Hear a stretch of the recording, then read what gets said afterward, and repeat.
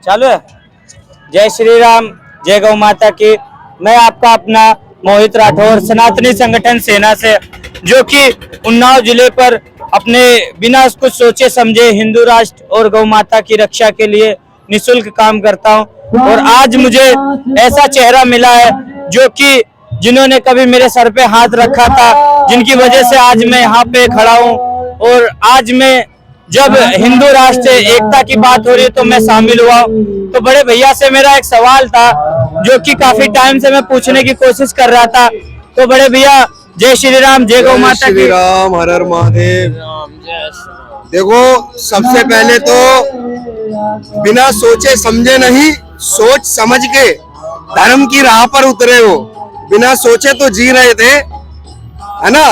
तो सोच समझ के ही धर्म की रक्षा के लिए तुम उतरे हो। तो एक ही बात कहेंगे कि भाई का सपोर्ट करो सभी भाई।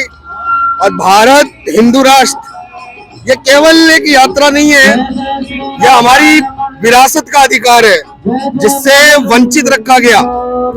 छल कपटी कानून और छल कपटी नेताओं की विचारधारा के द्वारा, क्योंकि आज हिंदू अपनी विरासत को, विरासत का अधिकार ही नहीं जानता है कि वो कैसे मांगेगा, कि क्या है उसका अधिकार।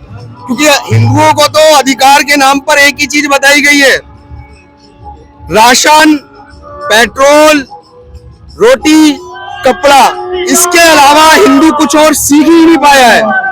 तो एक ही बात कहेंगे, रोटी, कपड़ा, मकान वर्तमान की जरूरतें हैं, वह तो सब आप पूरी कर लोगे, लेकिन जिस मकान में अपनी पीढ़ी को आप सुरक्षित छोड़ के जा रहे हो, क्या वह उस मकान में सुरक्षित रह पाएगा? क्या आपके द्वारा दी गई संपत्ति उस परिवार के लिए, आपकी पीढ़ी के लिए क्या सुरक्षा की गारंटी दे पाएगा? केवल एक ही गारंटी है, भारत हिंदू राष्ट्र। जब तक स्वयं के द्वारा संकल्प और अपनी पीढ़ी को विरासत में अधिकार हिंदू राष्ट्र का, हिंदू राष्ट्र नहीं देके जाओगे बनाकर, आपका धर्म के प्रति किया कार्य अधूरा रह जाएगा। केवल मंदिर में घंटी बजाने से धर्म की रक्षा नहीं होगी। आपको शास्त्र के साथ शस्त्र को भी स्वीकार करना ही होगा। समझ रहे हैं आप मेरी बात? एक छोटा सा और सवाल था भैया, जैसे कि मैं अगर किसी चीज पे काम करता हूँ तो मुझे जो रास्तों में कठिनाइयां आती हैं उसको लेकर, जैसे मैंने एक टीम बनाई, उसमें कुछ लड़के हैं जो राजनीति के लिए आना चाहते हैं और कुछ लड़के हैं जिनके पास धन नहीं है, कुछ लड़के हैं जो समय को बता के कि मैं बिजी हूँ करके गोली देते हैं। तो उनके लिए एक छोटा सा कुछ मैसेज आपसे हो जाए। मैं एक ही बात करूंगा, धर्म की नीति में धन नहीं है, चलेगा। अगर धर्म ही नहीं रहा तो धन का क्या करेगा? ये सोचो, धर्म से ही आप आगे बढ़ोगे। केवल धन पा लेने से ना स्वयं को सुरक्षित कर पाओगे, ना धर्म को बचा पाओगे। तो प्रथम कार्य है भारत माँ की रक्षा, अपने धर्म की रक्षा। उसके बाद है काम दूजा। क्योंकि जिहादियों को देखा होगा, 5 टाइम की नमाज काम को छोड़ देते हैं, क्योंकि उनको जिहाद को आगे बढ़ाना है।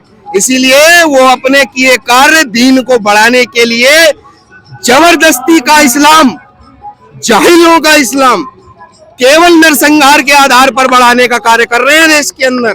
और इनसे बचने का एक ही कार्य है, धर्म के प्रति आपका और अपनी पीढ़ी का समर्पण भाव होना चाहिए। और ये भाव हमें अपनी पीढ़ी को विरासत में देके जाना है, क्योंकि धर्म की रक्षा जब तुम करोगे तो धर्म तुम्हारी रक्षा करेगा, ना कि धन आपकी रक्षा करेगा। धन क्या है? कागज का टुकड़ा है, रद्दी है। एक दिन आए थे मोदी जी, रात को 8 बजे उसी धन को रद्दी बना दिया था। तो धन से धर्म नहीं बचेगा, धर्म से संस्कृति और धन बचाए रहने हेतु आप अपनी पीढ़ी को बचा पाओगे। समझ रहे? समझ गए भैया आपकी बात।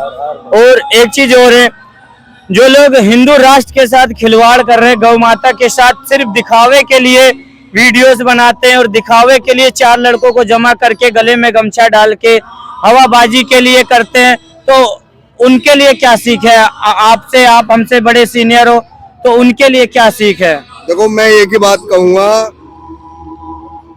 एक होता है बुरा और एक होता है बहुत बुरा।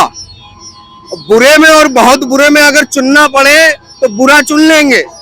उसी प्रकार अगर हमारे कुछ भाई जागरूक हैं और जागने का केवल प्रयास वीडियो के माध्यम से कर रहे हैं, तो उन लोगों को भी सोचना चाहिए। हमारे योद्धाओं ने युद्ध के मैदान में तलवार की धार से धर्म की रक्षा करी थी, ना कि मोबाइल केवल। लेकिन आज कलयुग है, कलयुग के अंदर मोबाइल भी एक अधिकार है।